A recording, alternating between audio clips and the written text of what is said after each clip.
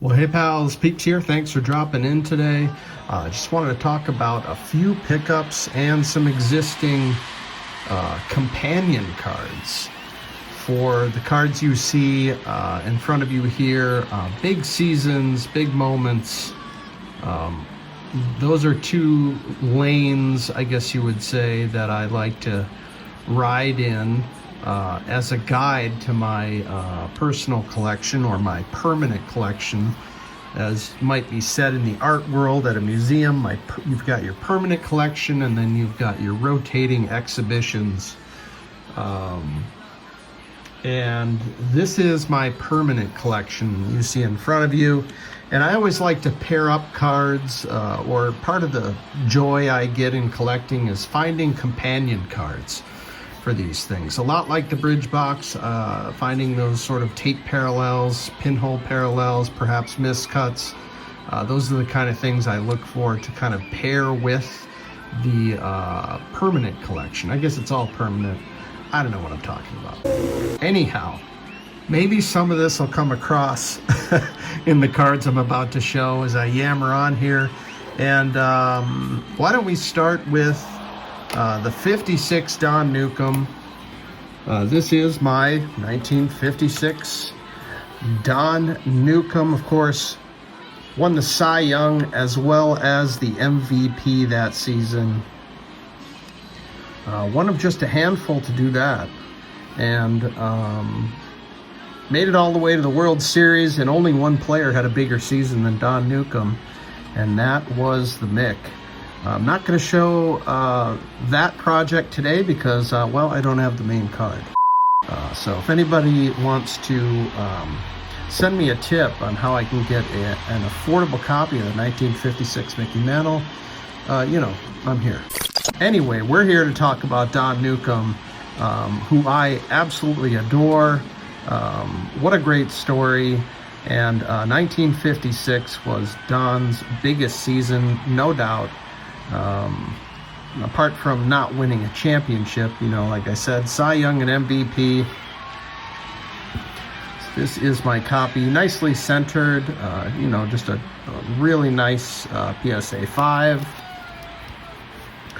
This did not break the bank when I got it years ago, and love this card.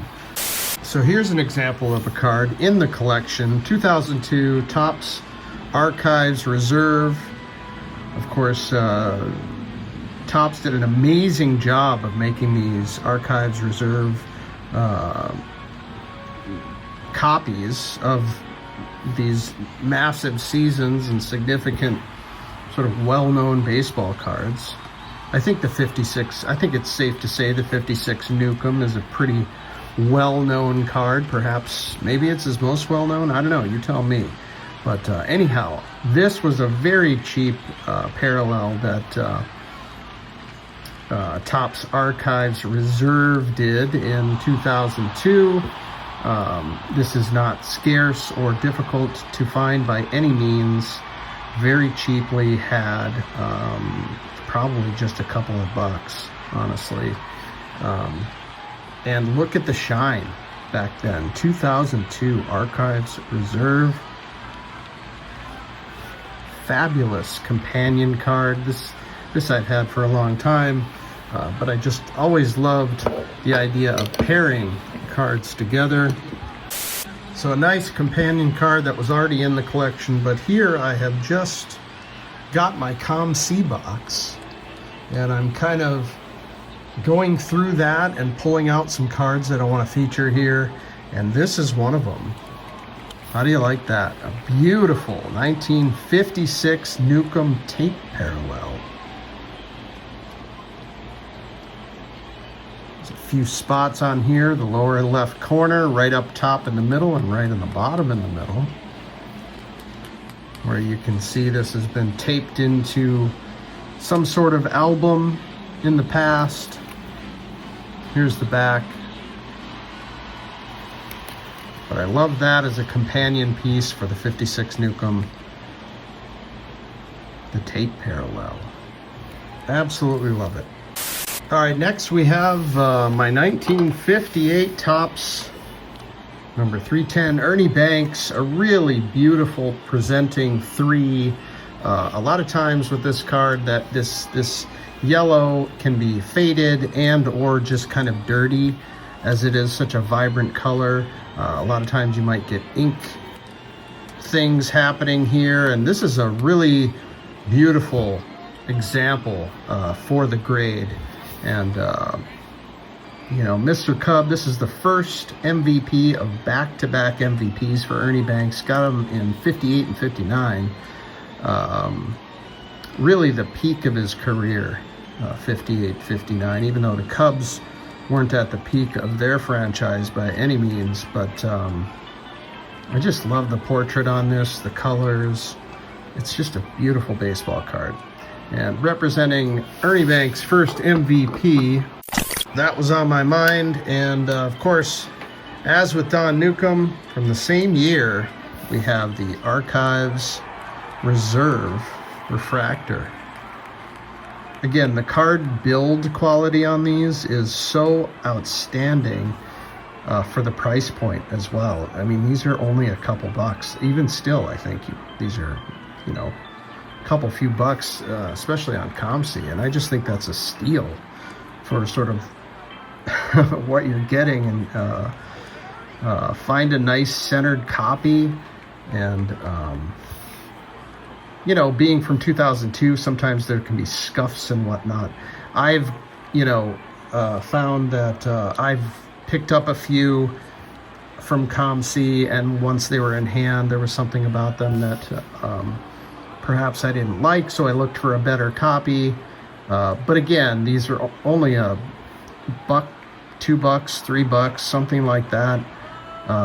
So, you know, if you miss on one of them and you get one that is scuffed, not a huge deal. Perfectly calm, dude.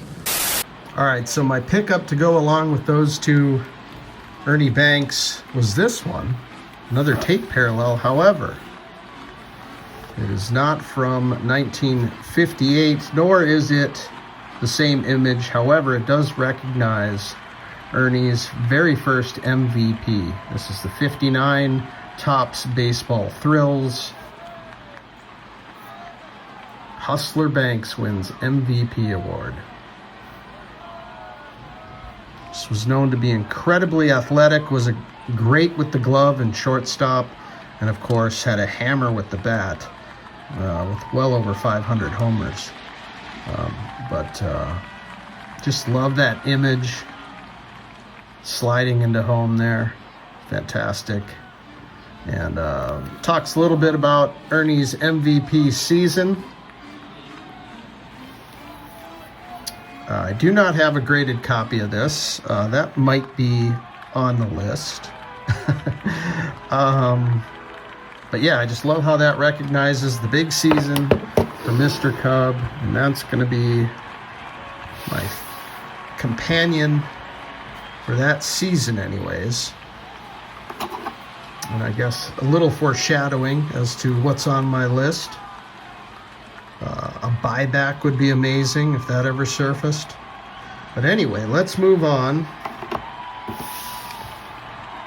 to another season that's comparable with Don Newcomb over here in some regards, but another giant season. I've talked about this card. I actually, this card hasn't been in the collection for that long, maybe a year or 8 months or something like that. Took me a long time to find a copy that I was happy with. It's notoriously off center, and you know, the high grade ones are pretty pricey. So when I saw this 6.5 and got a good look at it, I was pretty stoked because it was very affordable and a beautiful looking copy. One of those mystery grades, frankly. Here's the back. And of course, Fernando Mania took baseball by storm in 1981, and you know, Cy Young, Rookie of the Year, World Series champion, R.I.P. Fernando. So I have a card, sort of like Ernie. where it's not a version of that card specifically. However, this surfaced, which is recognizing another level of that 1981 season. It's the 1982 Topps highlight, Fernando Valenzuela, and it's the buyback, the rediscovered Topps buyback, and the highlight denotes his 8 shutouts as a rookie, 8 complete game shutouts as a rookie, and that record still stands. And you know, the way things are today, I just don't see it. I don't see a rookie even pitching 8 complete games, frankly, let alone 8 complete game shutouts. So this had to be obtained when I saw it surface. Less than the cost of a blaster, and to me, just a special card that relates to that huge season in 1981. So that is a companion card for Fernando's big season. And there you have it. That sort of gives you an idea of how I sort of collect, I guess. Anyhow, thank you so much for coming by. It's always really nice to see you in the comments, and I love interacting with you all. Take care, everybody, and we'll see you next time. Peace.